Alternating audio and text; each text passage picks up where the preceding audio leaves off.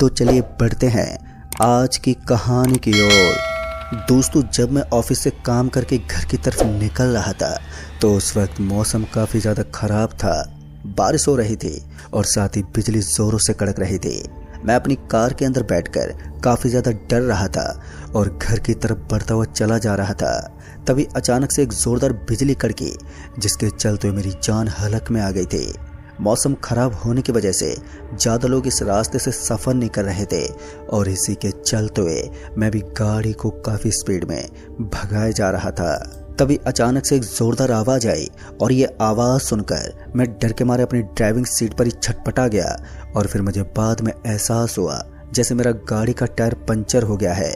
मैंने गाड़ी को ब्रेक लगाया और ना चाहते हुए भी गाड़ी से उतरकर पीछे की तरफ गया और टायर देखा तो मुझे समझ में आया कि मेरा पीछे का टायर पंचर हो चुका है।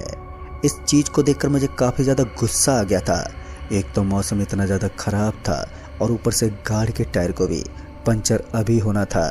यही सब चीज़ें मेरे दिमाग में चल रही थी।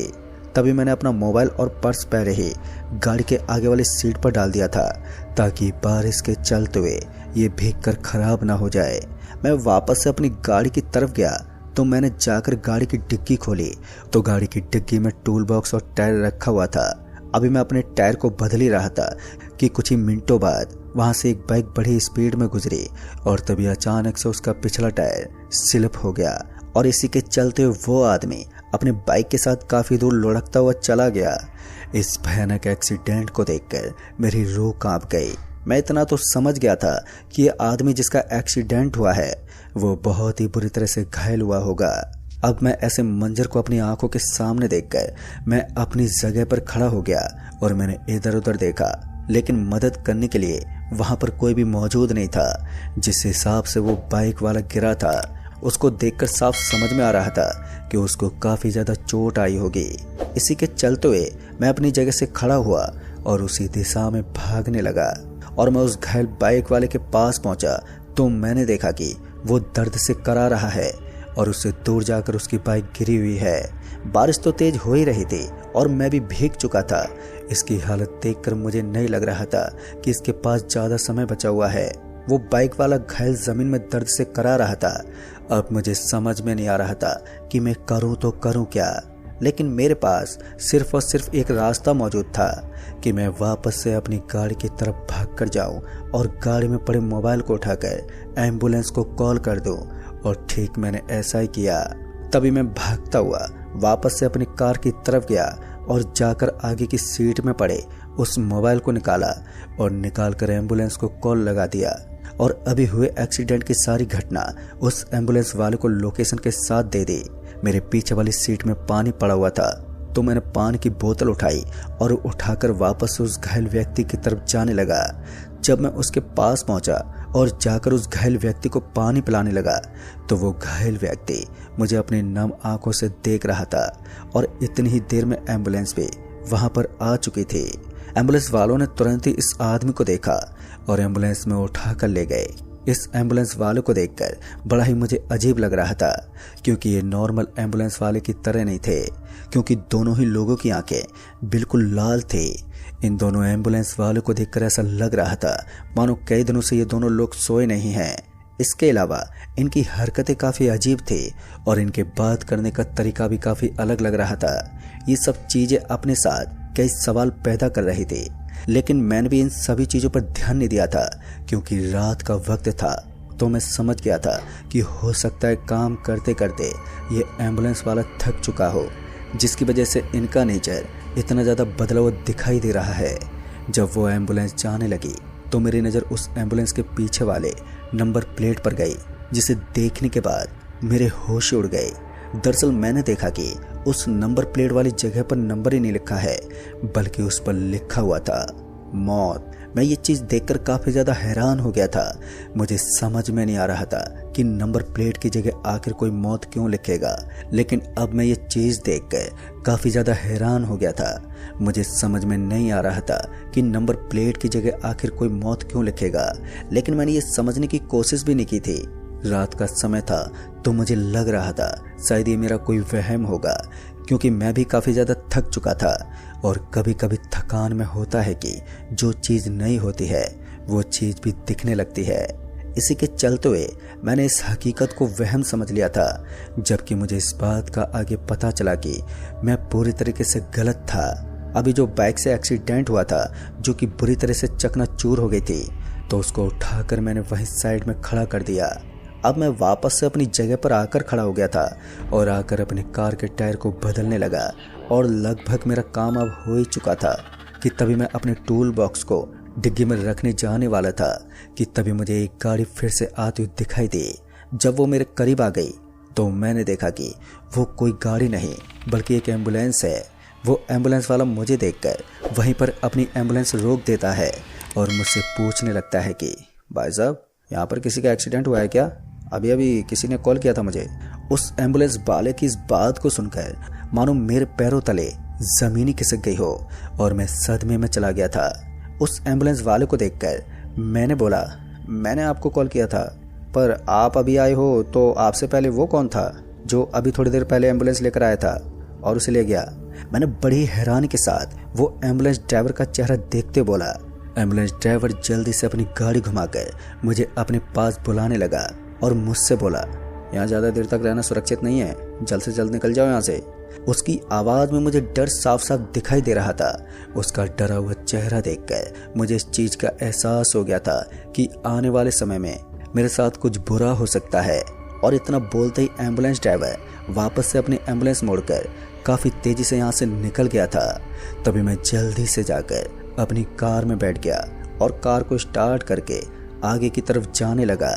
अभी मैं कार की स्पीड बढ़ा चुका था और बढ़ाकर आगे की तरफ जा ही रहा था कि तभी एक जोरदार बिजली चमकती हुई आई, जिसके बाद मेरा दिल धक से उठा और मैं डर गया। तभी मुझे एहसास हुआ कि जैसे मेरे कार का कोई पीछा कर रहा है। तभी मैंने बैक मिरर में देखा तो मुझे दिखाई दिया कि वो एम्बुलेंस जो कि उस घायल व्यक्ति को लेकर गई हुई थी, वो एम्बुलेंस अब मेरा पीछा कर रही थी। अब ये चीज़ देखकर मैं बुरी तरह से डर गया था और ऊपर से उस दूसरे एम्बुलेंस वाले ने मुझे बताया था कि जल्दी से जल्दी यहाँ से निकल जाओ, और यही बात मेरे जहन में गूंज रही थी। तभी मैंने अपनी कार जानबूझकर स्लो कर दी ताकि वो एम्बुलेंस वाला मेरे आगे निकल जाए, लेकिन वो एम्बुलेंस वाला आगे निकलने का नाम ही नहीं ले रहा था।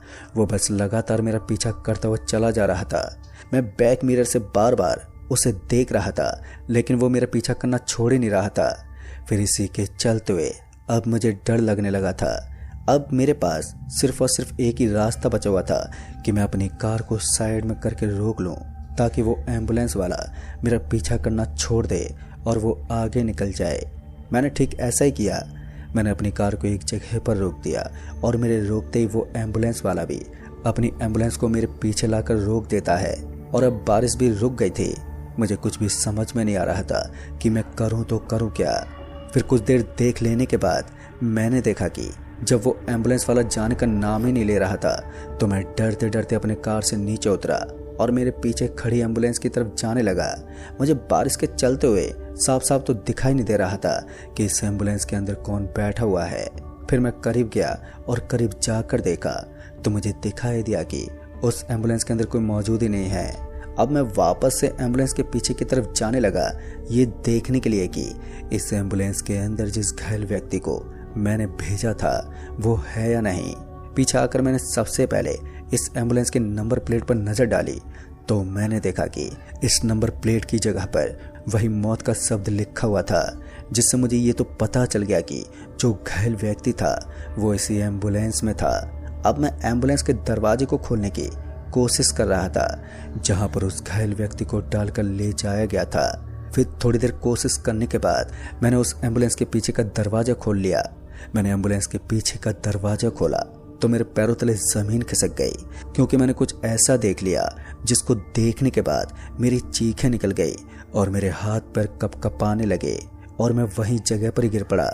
जैसे ही एम्बुलेंस का दरवाजा खुला तो मैंने देखा कि वहां पर वो घायल व्यक्ति लेटा हुआ है। वो कोई हरकत नहीं कर रहा था, वो बिल्कुल सीधा लेटा हुआ था। और इसी के चलते उसे देखने के लिए मैं एम्बुलेंस के अंदर की तरफ जाने लगा और जैसे मेरी नज़र उस घायल व्यक्ति के चेहरे पर गई तो मेरे होश उड़ गए, क्योंकि वो घायल व्यक्ति का चेहरा जैसे बुरी तरीके से किसी चीज़ से कुचला गया हो। उसको देखकर कोई माई के लाल नहीं बता सकता था कि ये आखिर है कौन। फिर इसके बाद मैंने अपनी नज़र जैसे उसके पेट की तरफ डाली तो मैंने देखा कि उसका पेट फटा हुआ है और ये देखकर मैं बुरी तरह से डर गया और वहीं पर गिर पड़ा। तभी मैं जल्दी से अपने दोनों हाथ और पैरों की मदद से एम्बुलेंस से गिरते पड़ते नीचे उतरा और अब मेरे पास इतना हौसला नहीं था कि मैं अपने दोनों पैरों पर खड़ा हो पाता। अब ये चीज़ देखकर मेरी तबीयत बिगड़ने लगी थी और मैंने वहीं पर उल्टी कर दी। फिर कुछ समय के बाद मैंने अपनी ताकत को इकट्ठा किया और मेरे पैर खड़े हुए और तब जाकर मैं अपनी कार से पानी की बोतल निकालकर कुल्ली करने ही वाला था कि वैसे अचानक से एक जोरदार बिजली कड़की, जिसके चलते मैं फिर से डर गया और मेरे हाथ में जो पानी की बोतल थी वो छूटकर नीचे गिर पड़ी। और जैसे वो बोतल ज़मीन पर गिरी तो वैसे मेरे होश उड़ गए, क्योंकि जिस जगह मेरी बोतल गिरी थी और उस बोतल से पानी बह रहा था तो वहाँ से धुआं निकल रहा था। और उसको देखकर ये साफ समझ में आ रहा था कि ये पानी नहीं बल्कि एक तेजाब है। अगर मैं इसे गलती से भी निगल लेता तो मैं अभी के अभी मर जाता। मैं इतना तो समझ गया था कि मेरा पाला किसी भयानक आत्मा से पड़ गया है और वो इतनी ज़्यादा शक्तिशाली है कि मेरे पानी की बोतल में पता नहीं कैसे तेजाब ले आई। मैं जल्दी से अपने कांपते हुए पैरों पर खड़ा हुआ और वापस से अपनी कार की तरफ जाने लगा। मैं समझ गया था कि मुझे यहाँ से जल्द निकलना चाहिए, नहीं तो मेरा बचना काफ़ी मुश्किल होगा। यही सोचकर मैं अपनी कार की ड्राइविंग सीट की तरफ बढ़ ही रहा था और जैसे मैंने अपनी कार का दरवाज़ा खोला तो वैसे मुझे कुछ ऐसा दिखाई दिया जिसके बाद मेरे डर में काफ़ी ज़्यादा इजाफा हो गया और मेरा शरीर डर के मारे पसीने छोड़ने लगा। यहाँ पर मैंने जैसे ही कार का दरवाज़ा खोला तो मुझे वो लाश दिखाई दी जो कि अभी थोड़ी देर पहले एम्बुलेंस के अंदर मौजूद थी। उसे देखकर मैं बुरी तरह से डर गया था और इसी के चलते हुए मैं जल्दी से भागकर उस एम्बुलेंस की तरफ पहुंचा जिसके अंदर ये लाश मौजूद थी। और जैसे एम्बुलेंस का दरवाज़ा खोलकर देखा तो मुझे वहां पर कोई दिखाई नहीं दिया।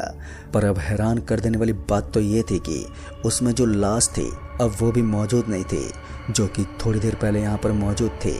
लेकिन मेरी नज़र तभी एम्बुलेंस के सीट के नीचे की तरफ गई तो मैंने देखा कि वहाँ पर किसी की तस्वीर पड़ी है और वो तस्वीर जानी पहचानी है। फिर मैंने अपनी जेब में पड़े मोबाइल को निकाला और उस मोबाइल की फ्लैश लाइट चालू करके देखने की कोशिश की कि आखिर ये तस्वीर है किसकी। जब मैंने देखा तो वो तस्वीर मेरी पत्नी की थी। असल में ये तस्वीर मैंने अपनी कार में रखी थी क्योंकि किसी डॉक्यूमेंट में मुझे अपनी वाइफ की तस्वीर लगानी थी, जिसके लिए मैंने ये फ़ोटो अपने ही कार में रख ली थी। लेकिन उस एम्बुलेंस में मेरी पत्नी की तस्वीर देखकर मैं पूरी तरह से दंग रह गया। मैं बिना कुछ सोचे समझे वो फ़ोटो उठाने के लिए उस एम्बुलेंस के अंदर चला गया और जैसे मैं एम्बुलेंस के अंदर पहुंचा तो मुझे हल्की सी आहट महसूस हुई और मैं जैसे फ़ोटो उठाकर पीछे की तरफ घूमा तो अचानक ही एम्बुलेंस का दरवाज़ा अपने आप ही बंद हो गया था। वो एम्बुलेंस का दरवाज़ा जैसे ही बंद हुआ तो मेरा दिल भी ज़ोर से धक से उठा था और मुझे घबराहट होने लगी। फिर मैं जल्दी से एम्बुलेंस के दरवाजे के पास पहुंचा और वहां पर जाकर दरवाजे को खोलने की कोशिश कर ही रहा था कि वैसे ही मुझे एहसास हुआ जैसे एम्बुलेंस को कोई स्टार्ट कर दिया हो। एम्बुलेंस के स्टार्ट होने के बाद एम्बुलेंस आगे की तरफ बढ़ने लगी। मुझे नहीं मालूम कि एम्बुलेंस कहाँ जा रही थी, लेकिन मुझे इतना ज़रूर पता चल रहा था कि वो एम्बुलेंस चल रही है। मैं अब ड्राइविंग सीट की तरफ बढ़ने लगा था। वहाँ पर एक तो हॉल होता है जिससे ड्राइविंग सीट की तरफ देखा जा सकता है और उसकी तरफ जाकर मैंने ड्राइविंग सीट की तरफ देखने की कोशिश की, लेकिन वहाँ पर भी मुझे कोई दिखाई नहीं दे रहा था, जिसके बाद मुझे और भी ज़्यादा डर लगने लगा था और मैं ज़ोर ज़ोर से चिल्लाने लगा, एम्बुलेंस रोको, मैंने कहा ना एम्बुलेंस रोको। लेकिन कोई फ़ायदा नहीं हुआ।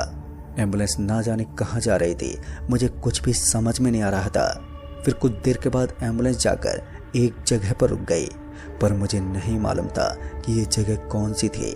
लेकिन यहाँ पर बहुत ही शांति थी।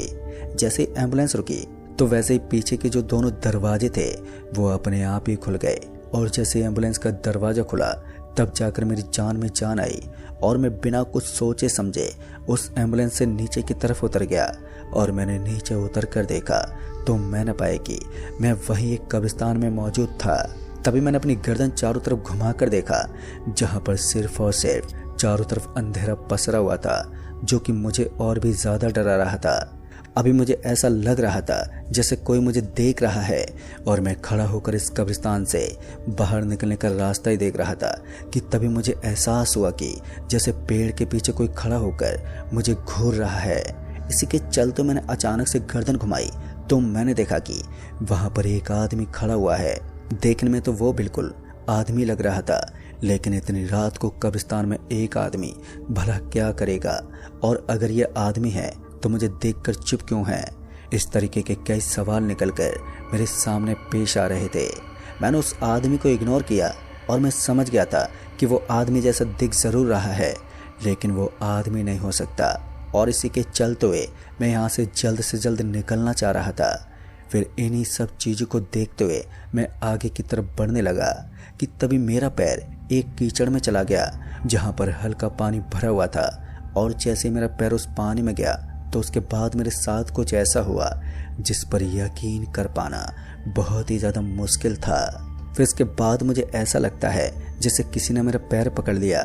मैं अपने पैर को उठाने की कोशिश ही कर रहा था, लेकिन मेरा पैर उस जगह से उठ ही नहीं रहा था। ऐसा लग रहा था जैसे कीचड़ में मेरा पैर जम गया हो। मैंने अपना काफ़ी दम लगाया, लेकिन इसके बावजूद मेरा पैर उस जगह से टच से मस नहीं हो रहा था। फिर कुछ समय के बाद अचानक से मेरा पैर मुझे महसूस हुआ जैसे ढीला पड़ गया हो, और जैसे ही मुझे इस चीज़ का एहसास हुआ तो मैं इस कब्रिस्तान से भागने की सोच ही रहा था कि तभी मुझे एहसास हुआ जैसे मेरे पैर को किसी चीज़ ने नीचे की तरफ जकड़ लिया है, और जैसे ही मैंने नीचे देखा तो मुझे एक रस्सी जैसा कुछ दिखाई दिया।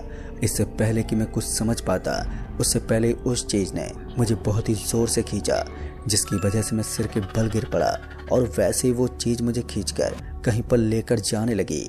मैं ज़मीन में घसीटता हुआ मिट्टी को पकड़ रहा था ताकि वो चीज़ मुझे खींचकर ना ले जाए, लेकिन मेरा ये सब करने का कोई फ़ायदा नहीं हो रहा था। फिर कुछ देर के बाद उसने ले जाकर मुझे एक खाली कब्र में पटक दिया। मैं अभी सही से अपने होश में आया भी नहीं था कि तभी मुझे एहसास हुआ कि खुली हुई कब्र पर जैसे कोई भारी चीज़ रखकर उस कब्र को कोई ढकने की कोशिश कर रहा था, और मैंने चिल्लाकर उसको बहुत ही रोकने की कोशिश भी की, लेकिन मेरा ये करने का भी कोई फ़ायदा नहीं हो रहा था। फिर कुछ ही पल में वहाँ पर बिल्कुल अंधेरा हो गया और मुझे मेरे होने का एहसास भी नहीं हो रहा था, और इसी के चलते मैंने अपनी जेब से मोबाइल निकाला और मोबाइल निकाल कर किसी को मदद के लिए बुलाने की सोची, लेकिन मुझे अपने फ़ोन पर नेटवर्क दिखाई नहीं दे रहा था, जिसकी वजह से मैं मदद के लिए किसी को बुला नहीं सकता था। अंधेरे के चलते हुए मैंने उस मोबाइल से उसकी फ्लैश लाइट चालू की। तभी मुझे अजीब सा एहसास होने लगा, और मैं इस चीज़ से समझ गया था कि मुझे ऑक्सीजन नहीं मिल पा रही है, और अगर जल्द ही ऑक्सीजन नहीं मिली तो मेरा दम घुट जाएगा और मैं इसी कब्र में सड़कर मर जाऊंगा। मुझे कुछ भी समझ में नहीं आ रहा था कि मैं करूं तो करूं क्या, क्योंकि मेरे पास बचने का कोई भी रास्ता मौजूद नहीं था, और ऊपर से अंधेरा और ऑक्सीजन की कमी मुझे और भी ज़्यादा परेशान कर रही थी। मेरी सभी उम्मीदें अब टूट चुकी थी। मुझे ऐसा लग रहा था कि कुछ ही पल बाद मैं अब मारा जाऊंगा और किसी को भी मेरे बारे में पता तक नहीं चलेगा। तभी मेरी नज़र वहीं पर फंसी हुई एक लकड़ी पर गई जो कि मिट्टी के अंदर धसी हुई थी। तभी मैंने अपने हाथों से उसे खोदकर बाहर निकाला, क्योंकि मैं ये बात अच्छे से जानता था कि अगर ये चीज़ मेरे हिसाब के मुताबिक निकल जाएगी तो मेरे पास बचने का एक और रास्ता खुल जाएगा। और जैसे मैंने इसे अपने हाथों से खोद कर निकाला तो वो एक लकड़ी ही थी जो काफ़ी मजबूत लग रही थी, और इस चीज़ को देखकर मेरी वापस से उम्मीद जग गई और मैं काफ़ी ज़्यादा खुश हुआ। तभी मैंने अपनी कब्र के बराबर मिट्टी को खोदकर एक ऐसा गड्ढा किया जिस लकड़ी को मैं उस मिट्टी के बीच में फंसाकर उस पर चढ़कर मैं यहाँ से निकल सकता था, और उसी तरीके से मैंने उस मिट्टी की खुदाई करनी शुरू कर दी और मेरी मेहनत रंग लाई। मैंने जैसा सोचा था ठीक वैसा ही हो रहा था, और कुछ समय की मेहनत के बाद मैंने उस लकड़ी को उस गड्ढे में डाल दिया और उसके ऊपर खड़ा हो गया। खड़ा होने के बाद मैंने कब्र को ढके उस भारी सामान को हटाया, और हटाने के बाद उस कब्र से थोड़ी मेहनत करने के बाद अपने आप को बाहर निकाल लिया था। अभी मैं बाहर निकलकर इधर उधर देख ही रहा था कि तभी आंधी जैसा माहौल बन गया और ज़ोर ज़ोर से हवाएं चलने लगी। तभी एक ज़ोरदार हवा चली जिसके चलते मुझे घंटी सुनाई दी थी, और मुझे इस चीज़ से पता चल गया कि ज़रूर यहाँ आसपास कोई मंदिर है, जिसकी घंटे की आवाज़ मेरे कानों तक आई थी। पहले तो मैं तुरंत ही उस जगह से भागने लगा और अपनी फ्लैश लाइट चालू करके मैं कब्रिस्तान से बाहर निकलने के लिए जिस जगह पर एम्बुलेंस खड़ी थी उसके उल्टी दिशा में भागने लगा, क्योंकि जिस तरफ से एम्बुलेंस आई होगी वहाँ इस कब्रिस्तान का दरवाज़ा खुला हुआ होगा। और इसी के चलते मैं उस दिशा में भाग रहा था और कुछ ही मिनट के बाद मैं कब्रिस्तान के बाहर निकल गया। और जैसे ही कब्रिस्तान के बाहर निकला तो मुझे एक रोड दिखाई दिया जो कि आगे की दिशा में जा रही थी, और उसके थोड़ी दूर पर एक चीज़ मौजूद थी जो कि साफ साफ तो दिखाई नहीं दे रही थी, लेकिन उसमें हल्की हल्की लाइट जल रही थी, और वो कुछ और नहीं बल्कि एक मंदिर था। मैं जल्दी से भागकर उस मंदिर के अंदर जाकर बैठ गया और मैंने वो पूरी रात उसी मंदिर के अंदर गुजारी और सुबह होते मैं यहाँ से निकल गया। दोस्तों, ये पूरी घटना की जानकारी मैंने अपने परिवार वालों को दी और मेरे घर वाले इस बात से खुश थे कि मैं सुरक्षित वापस आ गया। उन्होंने मुझे एक तांत्रिक को दिखाया, लेकिन मेरे ऊपर कोई भी नेगेटिव शक्ति नहीं थी। इसके अलावा मेरी कार जो वहाँ पर थी उसमें ज़रूर नेगेटिव शक्ति का आभास हो गया था, क्योंकि वो लाश उस कार में आ गई थी जिसके चलते वो कार श्रापित हो गई थी। फिर मैंने तांत्रिक से उस कार को पवित्र करवाया और उसे मैं अपने घर ले आया। दोस्तों, मेरे साथ घटी यही घटना थी जो मेरे साथ बीती थी, लेकिन मैं इसे अपने जीवन काल में कभी भी नहीं भुला सकता, क्योंकि ये घटना ही कुछ ऐसी थी। वैसे आपको ये कहानी कैसी लगी ये आप मुझे नीचे कमेंट बॉक्स में ज़रूर बताएं। जल्द ही मिलूंगा ऐसी एक और नई घटना के साथ। तब तक के लिए बाय एंड टेक केयर।